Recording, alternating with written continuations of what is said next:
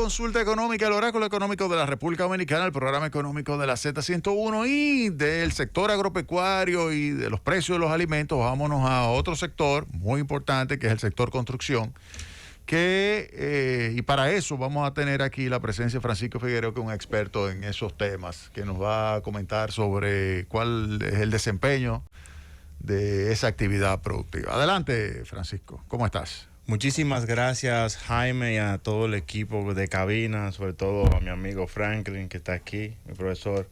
Jaime, el sector construcción se encuentra en este momento viviendo o experimentando una crisis de costo. Una crisis de costo que va a sacar probablemente, si el gobierno dominicano no toma las acciones a tiempo, porque estamos en agosto y el gobierno tiene la oportunidad de tomar medidas, de sacar al sector de bajo costo en la actualidad.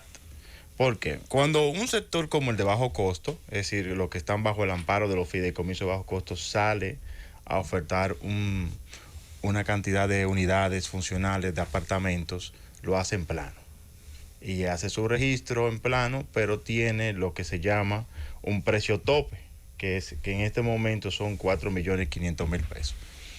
En la actualidad ya no existen apartamentos funcionales dignos de 4.500.000 pesos, porque desde el año pasado, desde la pandemia, el sector se ha visto afectado primero por un lado de la oferta, cuando comenzó a subir los precios de los fletes de los productos importados. Eso hizo que los precios de los materiales de construcción subieran en promedio un 36%. Luego se radicaliza cuando entra la guerra entre Rusia y Ucrania. Ucrania es uno de los exportadores más importantes del mundo de la palanquilla, que es lo que permite hacer las varillas. Eso ha permitido un crecimiento del precio de las varillas de 42.000 pesos el atado, que estaba en noviembre del año pasado, a 86.000 pesos en la actualidad. Entonces, en el sector de bajo costo, que se produce con formaleta, las varillas son fundamentales para el desarrollo de ese proyecto. Entonces, si los precios se incrementaron el doble, la madera un 66%, el cemento ha subido más de un 38%, el porcelanato ha subido 66.62%, todos los elementos, los agregados subieron un 23.96% y se radicalizaron más a la salida o la muerte de nuestro amigo Orlando en el Ministerio de Medio Ambiente. Muere Orlando con la entrada del nuevo ministro, el ministro no sabe de eso, y eso también ha provocado que los tickets con los que se manejan el transporte de agregados, pues experimente una escasez. ¿Qué provocó eso? Que el precio de la arena, que estaba a 1.600 pesos puesto en una obra, está a 2.175. Solamente por no haber una buena gestión en un ministerio. Entonces, estos elementos que le hemos señalado a todos los amigos oyentes de este prestigioso programa, está conduciendo a que tú no puedas vender a $80.000 o a 4.500.000 un proyecto que tú vas a entregar en el 2024. Pero para tú registrar tu proyecto en el Ministerio de la Vivienda, evidentemente tú necesitas colocar tu lista de precios a 4.500.000. Eso para tú participar en un... Para tú tener la licencia que te dé el Estado para ser un constructor de bajo costo, tú tienes que cumplir ese requisito, pero ya no existen viviendas de eso. Ese es el problema de fijar precio en economía, sí, salario y todo ese tipo de cosas. Sí, entonces el precio tope ahí se convierte en una barrera para que las personas puedan adquirir una vivienda digna, y más cuando la Constitución lo dice que tú tienes derecho a una vivienda, que el Estado tiene entonces como un derecho fundamental crear las condiciones para ello. ¿Cuál es mi miedo, Franklin, y los amigos que no me escuchan?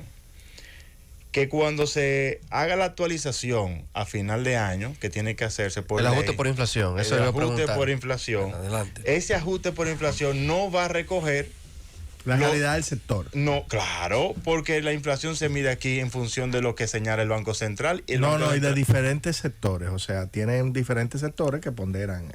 Pero chequea la cesta. En la cesta de consumo que mide el Banco Central, el sector construcción, no aparece ahí nada de varilla. Lo que aparece más cercano es el precio del alquiler. Exacto. Entonces, si es un aumento cercano al 10%, que es lo que estamos viendo, que puede ser que finalicemos en el año, y los precios han subido a nivel de costo, medido por la Oficina Nacional de Estadística, a través del índice de construcción de costos y vivienda, de un 36%, pues obviamente tenemos un pequeño desfase. ¿Qué le proponemos nosotros al gobierno? Es sencillo. Primero, que vaya al Congreso.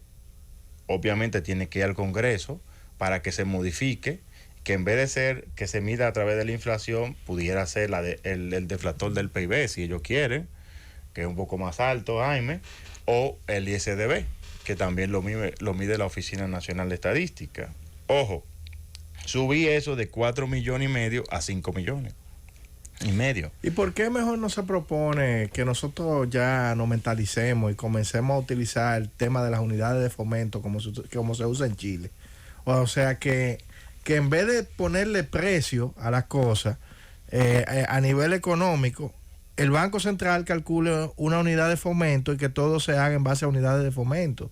O sea, eso sería una solución. Explica bien lo que una es unidad eso, de fomento es una unidad que no es una moneda, que está indexada a la inflación, y en eso eso se utiliza, por ejemplo, para medir los salarios, para medir los alquileres, para medir los precios en una economía. Por ejemplo, en el caso chileno, a la persona, a los funcionarios públicos y a la gente en general, no le pagan en pesos chilenos. Su salario se fija en base a unidades de fomento, y esa unidad de fomento la calcula el Banco Central y te depositan en base a eso, y tu salario automáticamente, o los precios están indexados a la inflación, que es lo que se quiere regular. Sí, pero una solución. Yo lo que le tengo miedo es una espiral inflacionaria. Fíjate que el gobierno dominicano se levantó un día y dijo, vamos a aumentar los salarios en el sector construcción. Inmediatamente al otro día hubo problemas. ¿Por qué? Porque llegaron los formaleteros. Los formaleteros son un personal especializado que trabaja en la construcción. No, el gobierno aumentó el salario, a mí hay que aumentármelo también. Pero ese no gana mal, ese gana 1,000 pesos diarios, Jaime. 1,000 pesos diarios, ese tiene probablemente 7 horas de trabajo en el día, esa jornada. Pero es un trabajo especializado. Entonces, ese se subió a 1,600. Entonces, el gobierno no le preguntó a los constructores si estábamos en capacidad de nosotros asumir un incremento, pero él tampoco aumentó el incremento del precio del bajo coste. Entonces, ¿qué está sucediendo? Primero, dos cosas. Una, tenemos un problema normativo. Dos, tenemos un problema que también la forma en la que se puede buscar una solución es a través del Ministerio de la Vivienda, que va a presentar un problema ahora grave cuando la gente le comience a aplicar las cláusulas de aumento en el precio por motivo de inflación. Cuando pasen del bajo coste, no se lo va a firmar la fiduciaria, ni tampoco se lo va a aceptar el MIBET, el Ministerio de la Vivienda, como que bajo costo. Entonces, estamos creando una distorsión en el mercado fruto de una política errada. Número 3, también me gustaría puntualizar que es momento que Hacienda, a través de aduana, saquemos de la forma de medir los impuestos, la base imponible del impuesto de los artículos importados, el tema del flete y del seguro.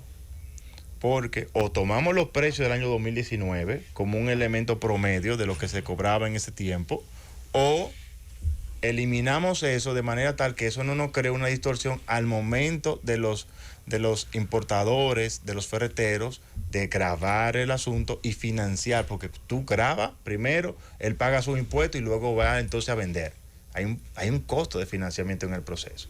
Eso es uno de los aspectos principales, Jaime, que debe de tomar el gobierno dominicano para intentar solventar la situación y la crisis que está generando esto. No va a haber programa de vivienda feliz, señor presidente. Bajo el esquema actual que usted lleva en su gobierno en estos 2 años, usted no ha entregado ni siquiera 500 casas. Y no va a entregar las 300,000 que le dijeron a usted, sus ministros, muy inteligentes, todos ellos, que usted va a entregar 300,000 casas al final de su periodo, cuando usted tiene una crisis en el sector y que su política monetaria pues no la está ayudando. Evidentemente, si no hay un esquema de encaje legal que fomente al sector construcción, pero un encaje direccionado en esa dirección, no para que la gente compre vehículos ni artículos para el hogar, que es lo que ustedes están acostumbrados a hacer, sino especializado porque tengo la presunción, Jaime, no es que soy experto en política monetaria, pero yo te apuesto a ti que el sector construcción, que es economía real, cuando tú lo financias a través de encaje, no te va a crear la inflación que te crea comprar carro, ni comprar artículos del hogar.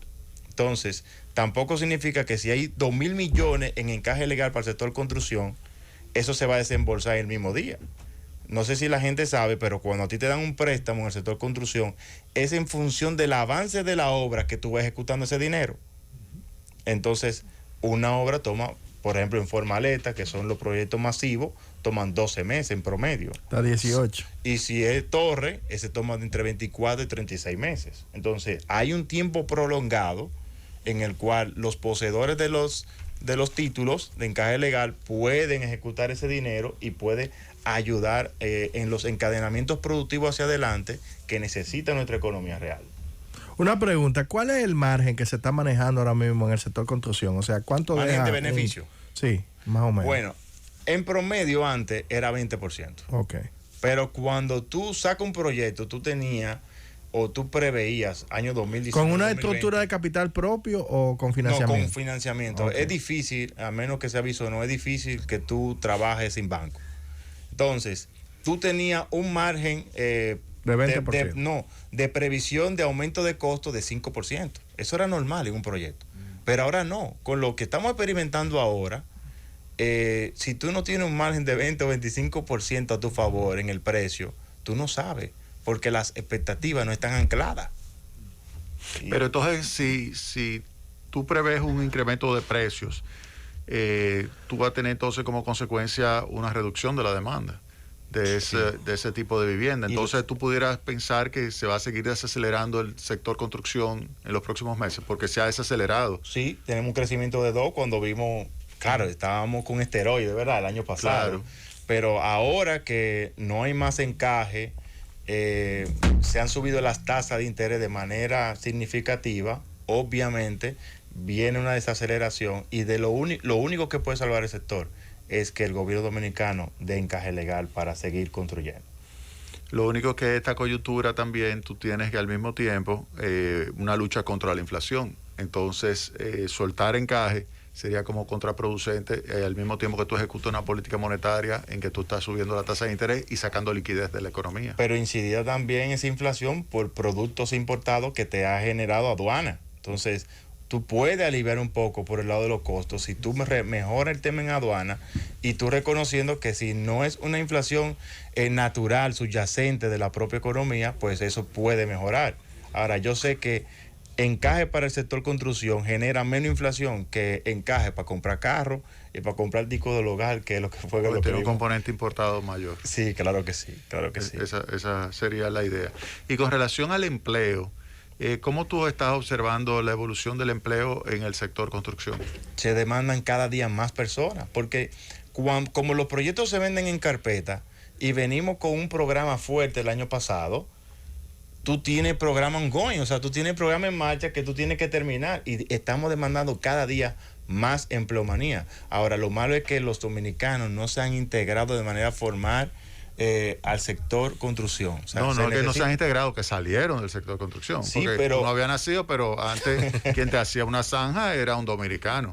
Pero hay que mejorar tanto tecnológicamente como con mano de obra. Mira, si tú agarras de hace 20 años, tú agarras la estructura por deciles en términos de niveles de ingreso por sectores económicos y aquí deciles de ingreso, tú te das cuenta que los dominicanos se han ido yendo. Los primeros se fueron los más pobres, luego los segundos más pobres, los terceros más pobres, y ya va que lo que se queda en el sector construcción solamente es clase media o clase alta. Después de ahí hacia abajo son haitianos los que están trabajando en el sector construcción. O sea, el 50% más pobre de los que trabajan en el sector construcción, todo eso son haitianos. Pero mira, en los eléctricos en obra son dominicanos. Pero esos no son pobres. No, eso le va bien, porque es una mano de obra especializada. Exactamente. Y los plomeros también. Los plomeros he visto muchos haitianos. Sí, ya, pero hace 5 años no había haitianos. Empañetadores no había.